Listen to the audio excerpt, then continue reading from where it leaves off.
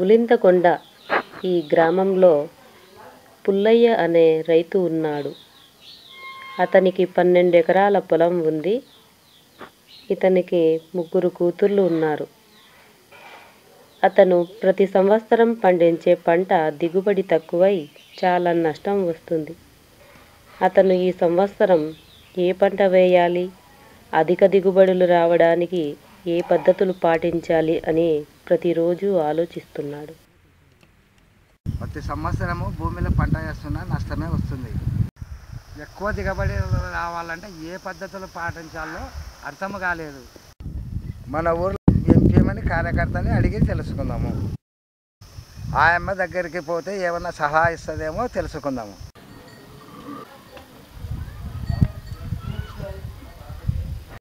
అమ్మా శివలచమ్మ ఉంది అమ్మా. అమ్మా శివలచమ్మ ఉంది అమ్మా. ఉన్నా. ఎవరు? లోపలికి రండి. రాన్నా కూర్చో. ఏమిటి వచ్చినారు? ఏమన్నా ఇట్లా వచ్చినావు? ఏమి పంటలు వేస్తుంటే దిగుబడి రావడం లేదమ్మా.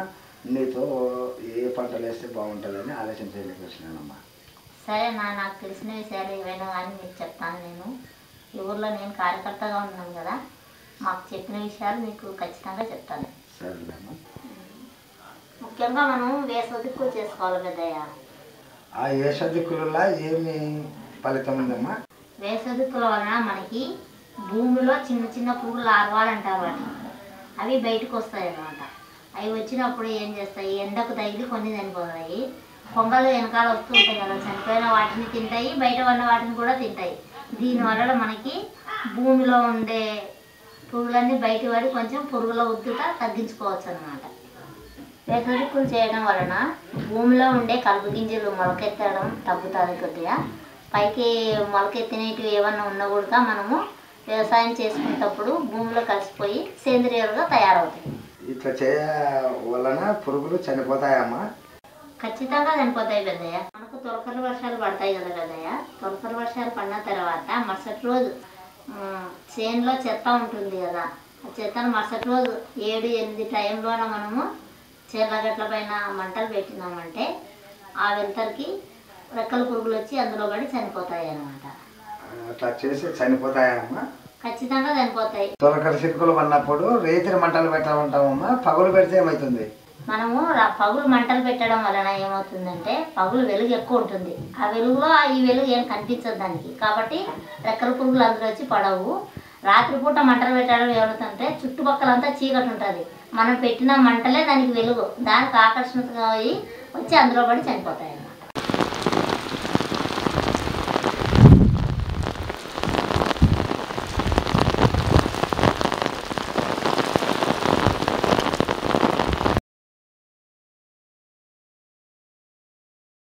వేసవి దుక్కులు మే, జూన్ నెలలో చేయాలి. ఈ వేసవి దుక్కులు వేయడం వలన నేల గులబారుతుంది. నేలలో గుడ్డు దశలో ఉన్న పురుగులు చనిపోతాయి. దుక్కి దున్నేటప్పుడు బయటకు వచ్చే పురుగులను పక్షులు ఏరుకుని తింటాయి. దీనివలన కొంతవరకు పురుగుల ఉధృతిని నివారించవచ్చును. నేలలో ఉన్న కలుపు గింజలను ఎండకు మొలక శాతం తగ్గి కలుపు రాకుండా ఉంటాయి. అలాగే నేలలో మొలచిన కలుపు మొక్కలు భూమిలో కలిసి సేంద్రియ ఎరువుగా తయారవుతాయి. ఈ వేసవి దుక్కులు వేయడం వలన వర్షం పడిన వెంటనే ఆలస్యం కాకుండా విత్తనాలను విత్తుకోవచ్చు. వేసవి దుక్కులు చేయడం వలన వర్షాలు పడినప్పుడు ఎక్కువ మోతాదులో తేమ నేలలో నిల్వ ఉంటుంది. ఈ విధంగా చేయడం వలన పురుగుల యొక్క ఉధృతిని కొంతవరకు నివారించవచ్చు.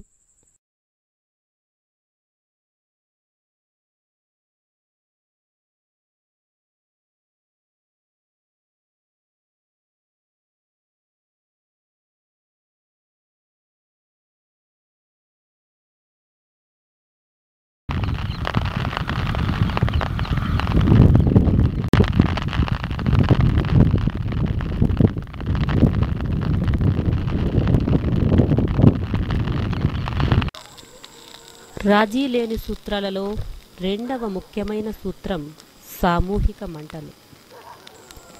వేసవి దుక్కులు వేసిన తదుపరి తొలకరి వర్షాలు 1. 2. పడిన వెంటనే ఎకరా భూమిలో 4 నుండి 5 చోట్ల సామూహిక మంటలు వేయాలి.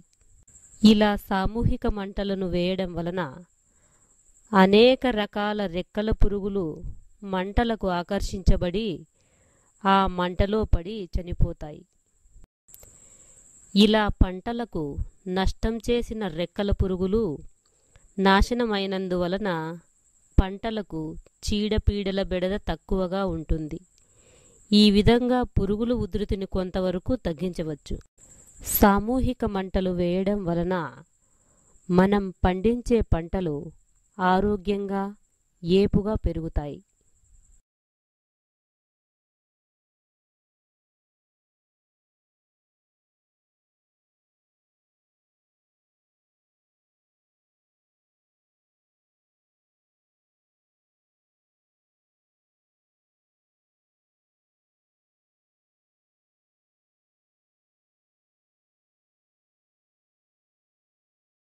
రైతులందరి పొలాల్లో ఈ విధంగా రాజీ లేని సూత్రాలను ఉపయోగించి పంటలను పండించడం వలన ఖర్చు తక్కువగా ఉంటుంది, దిగుబడి ఎక్కువగా పొందుతారు.